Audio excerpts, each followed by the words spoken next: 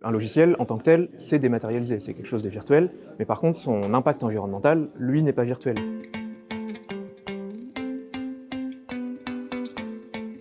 Thibaut Simon, bonjour. Bonjour.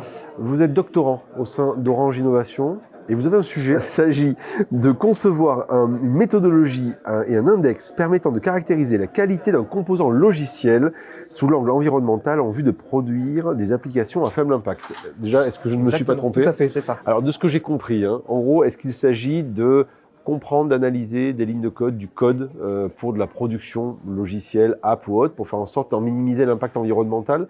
Est-ce que c'est ça ou pas du tout? Alors en fait, plus simplement, pour commencer, on va essayer de comprendre ce que c'est l'environnemental du numérique au sens large. Et après, quand on fait de la recherche, et notamment des thèses, on prend un problème très précis, donc on part de l'empreinte environnementale, et moi je me spécialise sur l'impact des logiciels. Et donc on va essayer d'estimer l'impact environnemental des logiciels. On parle de CO2, on parle de ressources abiotiques, donc c'est les minéraux et les métaux et leur déplétion. Et de cet impact environnemental, on va descendre au logiciel, et une fois qu'on est au niveau du logiciel, on essaye de trouver des leviers d'action pour le réduire, et c'est tout le sujet de ma thèse. Donc c'est-à-dire à la fois, il y a cette dimension un peu amont et aval quelque part par rapport à la notion de logiciel. Et quand on dit logiciel, j'imagine que c'est logiciel au sens large. Ça peut être aussi bien l'apps qu'on a dans son téléphone mobile que le logiciel qu'on peut avoir dans son ordinateur. Est-ce que ça concerne aussi tout ce qui est SaaS, autrement dit logiciel dématérialisé dans le cloud? La notion de dématérialisé, elle est importante parce que c'est un terme qu'on utilise très fréquemment, mais un logiciel en tant que tel, c'est dématérialisé, c'est quelque chose de virtuel, mais par contre son impact environnemental, lui, n'est pas virtuel.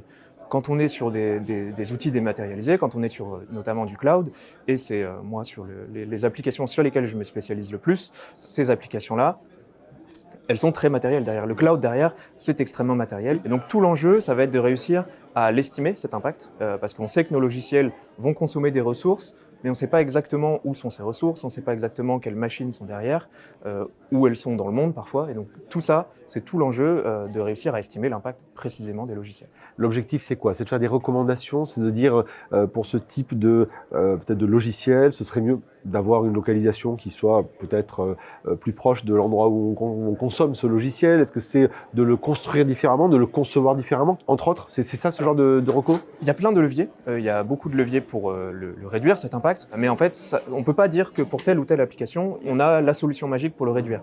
Ce qu'il faut dans un premier temps, c'est le comprendre, cet impact, et une fois qu'on l'a compris, ça nous permet d'identifier des leviers pour le réduire.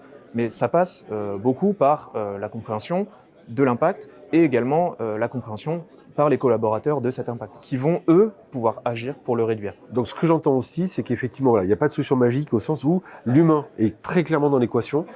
Il faut que l'humain prenne conscience de ce qu'il code, de ce qu'il développe, de la manière dont il va le faire, des conséquences qu'il peut y avoir pour faire en sorte d'être plus vertueux à la racine. C'est ça, tout l'enjeu, ça va être de réussir à relier toute cette notion de virtualité et cette notion derrière de matérialité qui est très présente finalement dans le numérique. Et l'utilisateur dans tout ça, est-ce qu'il peut avoir aussi un levier ou pas du tout? Alors bien sûr, en France, l'impact du numérique est à 80% sur les terminaux utilisateurs, c'est l'iPad, le téléphone, les caméras. Oui, je suis bien équipé là. Oui, là j'ai une grosse empreinte. Ouais, voilà. Et du coup, en fait, l'idée du point de vue de l'utilisateur, ça va surtout être de prolonger la durée de vie de son appareil.